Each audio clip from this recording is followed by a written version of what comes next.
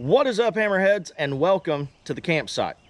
I'll get more into what the campsite is in a little bit later video, but today I am doing a really cool video in collaboration with the Knife Shop and Survival Outpost, which is a sponsor of our channel, and Michael Brown Custom Knives.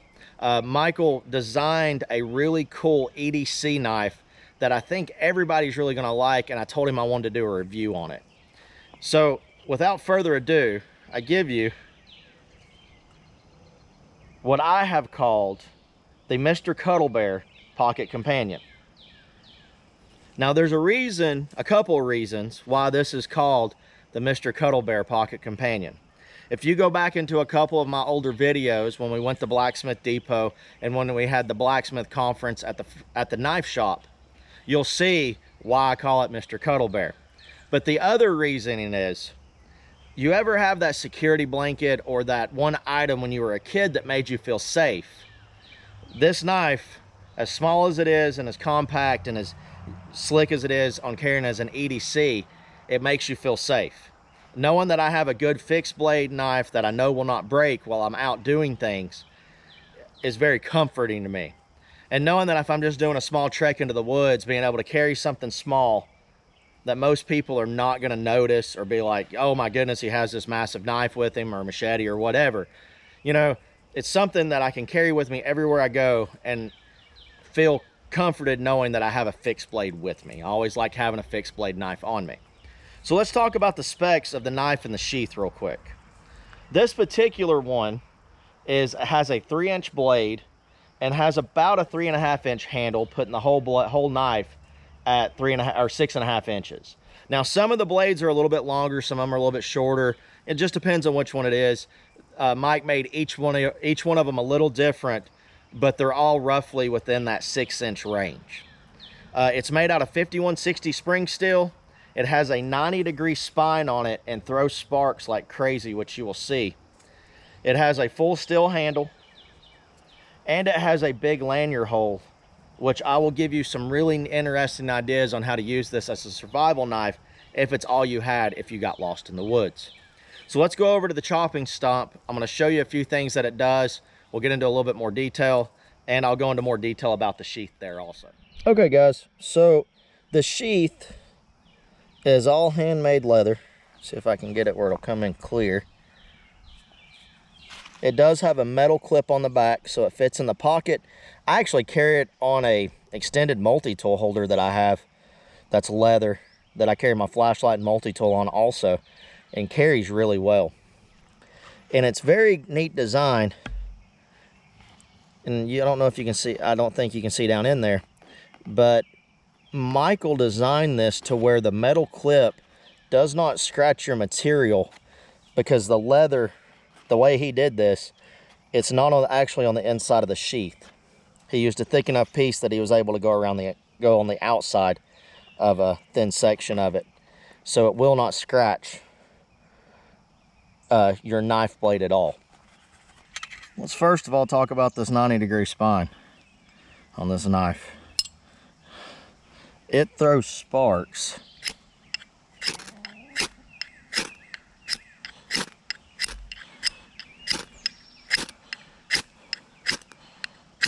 Very well. Very, very well. It also, let me move 10 out of the way.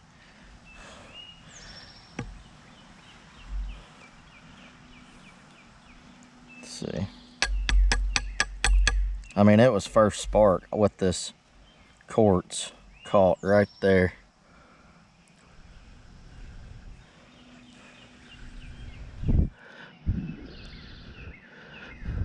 Hope y'all can see that char cloth lit right there. There it is. Caught the char cloth up like it was nothing, guys. I mean, just one hit, it blew sparks very well. And it shaves. And this is just a piece of cedar I picked up from my shop.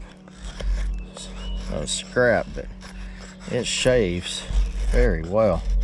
I mean, you can dig in there and do some good curls with it. And just a piece of apple what I had. That's a little bit not uniform wood. It does pretty good curls with it too. I'd make a feather stick.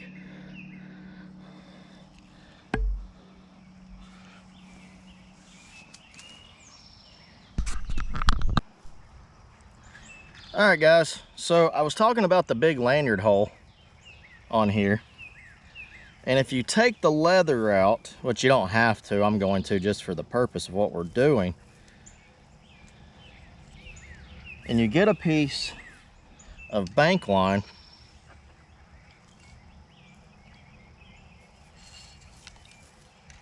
and run it through that hole. And I have a old piece of bamboo that we were using to make a shelter out here, and I just have a loop tied on one end. Get that down in there. This knife is thin enough that it makes an absolute amazing spearhead. So if you were in a situation to where you needed to have a metal style spear,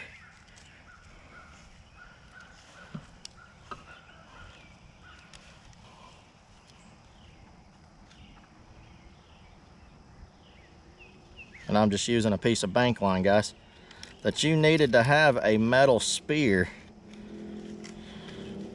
to be able to survive. You're not having to worry about grips, you're not having to worry about wood getting wet, you know, and on handles and things like that. And this was just a couple of wraps, guys, and you have a very good spear to fish with. It doesn't come loose. And with that lanyard hole being as the size of it is, you could actually tie back in there multiple times to hold it very secure, or even run the line through it one more time and pull it back down to you so you have a string. So if for some reason you stab something and you lost your spear, you have something that's tied onto your knife that you can pull your blade back with. Okay, guys, so let's do final thoughts on it. I'm gonna talk about the sheath first. The sheath itself is very well made and will last you a lifetime if you take care of it. I've never been a huge fan of the metal pocket clips that people use, but the way he designed this, where it will not hurt your blade, taking it in and out of the sheath, I like that. And I also like it's a longer clip, so when you clip it onto your belt or clip it onto, you know, an EDC pack or anything like that, it will hold very tight. I've been using this for a week and a half now, as of this date on the video, but I've not had any problems with it on my multi-tool case. When it is a very, very, very stiff metal clip. Now I do like that. I like that the sheath itself is ambidextrous because I'm left-handed. I can move it to either side however I carry my multi-tool, or however I'm carrying it.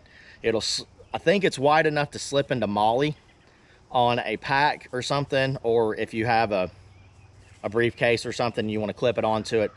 I'm 99% sure that will fit in the molly, or be very, very close. It might be a very snug fit. So sheath design I like a lot.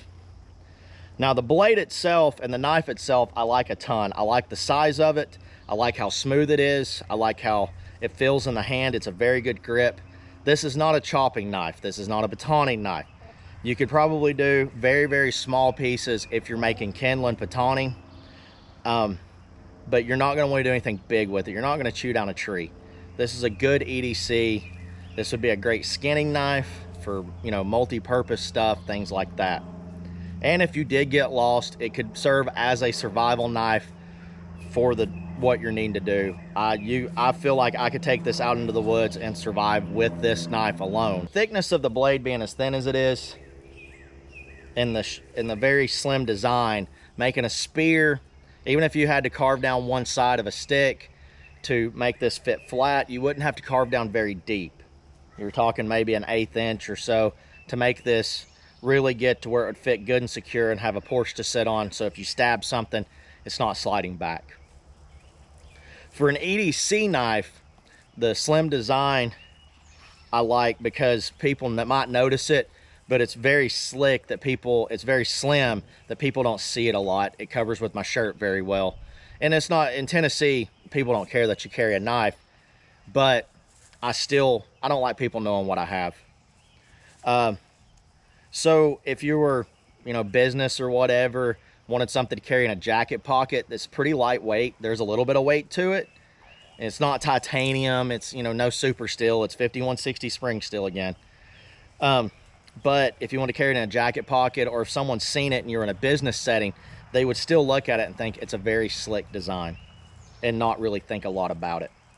All right, so cons. My real only con that I have is I'm not big with the leather piece. I understand what it's for an EDC. You're not using it in a survival situation to help pull out the knife easier because it sits so low profile in there. Sits so low profile in there that just having a little lanyard to pull it up a little bit is handy. For going in the woods, I would change out the lanyard, make it a hair longer, and put some kind of survival cord on it and a ferro rod toggle, so I'd have a way of making fire if I was just hiking with a water bottle or something with me, just on a quick day hike or just like an hour trip and something happens. But like I said, guys, all in all, I really like the knife. It's a very, very cool, slick design. And if you're curious in getting your own, you can go to the knife shop and see the guys there. Mike made these a very, very affordable knife. They're $100. I mean, that is what the knife costs, is $100. That's what he put on the tag. With tax, it's, I think $109.25 or something like that. But for a budget, handmade, this isn't, mass cut out or anything, handmade knife. They're all forged. He shaped every one of them. $100 is saying something. You can also, if you're wanting to have a custom knife made, Michael Brown makes some extremely beautiful custom knives. He does a lot of historical style knives from the colonial time frame, from Revolutionary War, things like that, mountain man knives, things in those periods of time.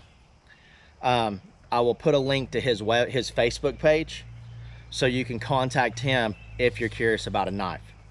But guys, that's the video. I hope you enjoyed it. God bless. Keep hammering.